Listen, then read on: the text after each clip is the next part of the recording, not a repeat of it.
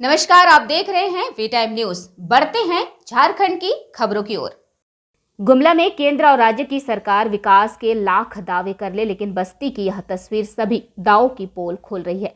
सरकार एक तरफ चौमुखी विकास की दावे करती है, लेकिन यह शहर से सटा बस्ती की तस्वीर आज भी यह प्रमाणित कर रही है कि लोग आदिकाल में जीने को विवश हैं।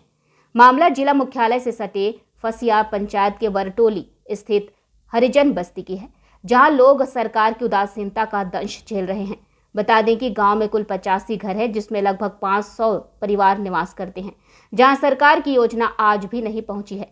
शौचालय नहीं है, महिला और पुरुष खुले स्थान में शौच जाने को मजबूर हैं। बस्ती में पीने का पानी की सुविधा नहीं है, लोग गंदा पानी पी रहे हैं। बस्ती में आवास किसी को नहीं मिला है, लोग टूटे फूटे घर में रहने को मजबूर हैं। बस्ती में नाली नहीं होने के कारण लोगों के घरों में गंदा पानी घुस जाता है, यंत्र तंत्र गंदा पानी जमा रहता है। गंदगी के कारण बस्ती के लोग टीबी बीमारी की चपेट में आ चुके हैं। कई लोग बीमारी का शिकार हो गए हैं।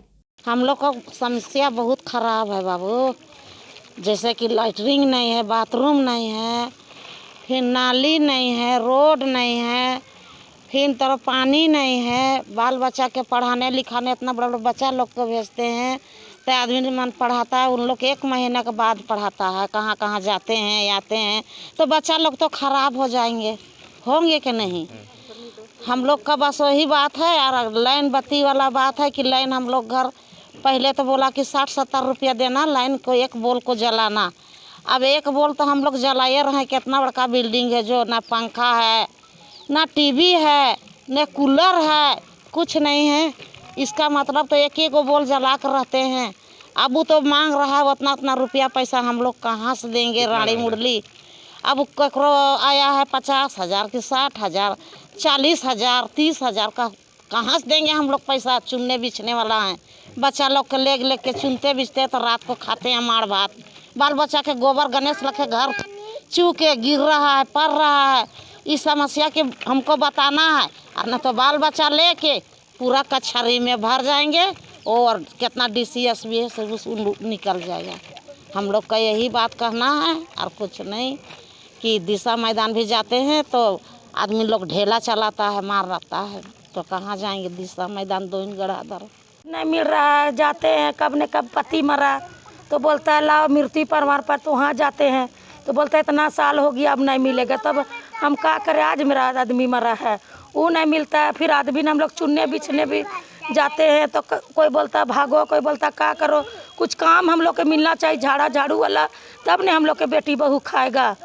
अब बेटी बहू हम लोग के पढ़ल है तो हम लोग जात में दीजिए आंगनबाड़ी कि भात दाल सब्जी मिलेगा, तो दूसरा कोई करेगा तो हम लोग के 1 दिन मिलता है। खिचड़ी बच्चा लोग के 1 दिन नहीं मिलता तो क्या खाएंगे हम लोग। हम लोग क्या मांग कर रहे, वही मांग कर रहे हैं हम लोग को दीजिए।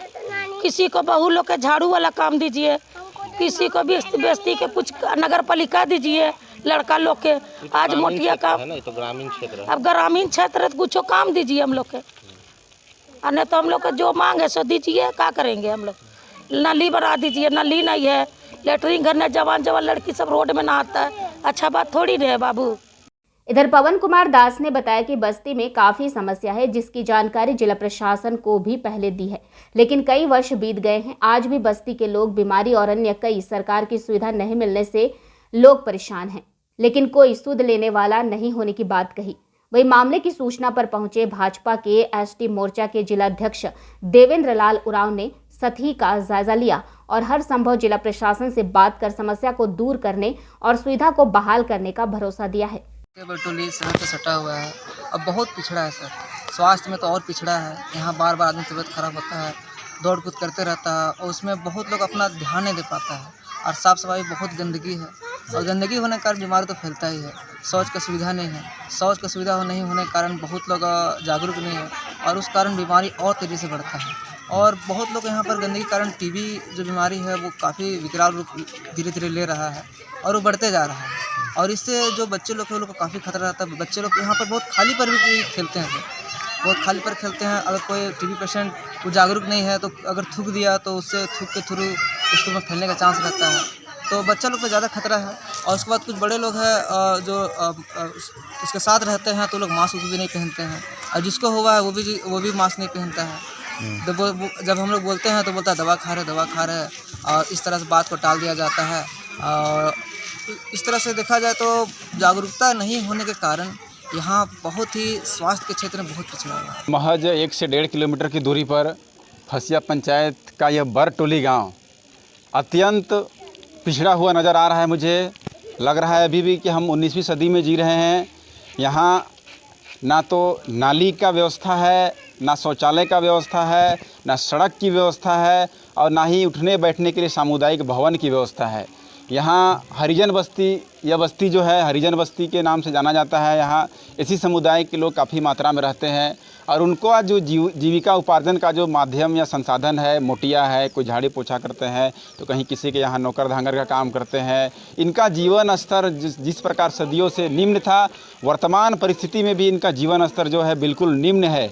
यहाँ के लोग लाचारी की ज़िंदगी जी रहे हैं। यहाँ इतने कूड़े कचड़े भरे पड़े हैं कि कई लोग ऐसे हैं जो टीबी के बीमारी से ग्रसित हैं, मलेरिया और टाइफाइड की बीमारी से ग्रसित हैं। यहाँ सरकारी सुविधा के नाम पर एक भी ऐसा चीज़ देखने को नहीं मिल रहा है। सरकार जो अपना दावा करती है कि हमारा काम इतना % हो गया है, इतना % हमने शौचालय बनाया, इतना % हमने आवास का निर्माण किया, लेकिन हकीकत को अगर देखना है तो इस बरटोली गाँव में आकर सरकार देखे कि आपका काम धरातल पर वाकई में है या नहीं। वही मीडिया के माध्यम से मामले की जानकारी जिले के उप विकास आयुक्त को दी गई। उन्होंने कहा कि बस्ती में सरकार की योजना अब तक नहीं पहुंची है। बस्ती की भौगोलिक स्थिति क्या है, जांच कर जल्द ही योजनाओं का लाभ पहुंचाए जाने की बात कही। साथ ही बीमार लोगों को कैंप लगाकर टीबी रोग से ग्रसित लोगों का इलाज कराया जाएगा। एक फीडबैक है कि किसी पर्टिकुलर गांव में किसी भी तरीके की सुविधाएं नहीं हैं।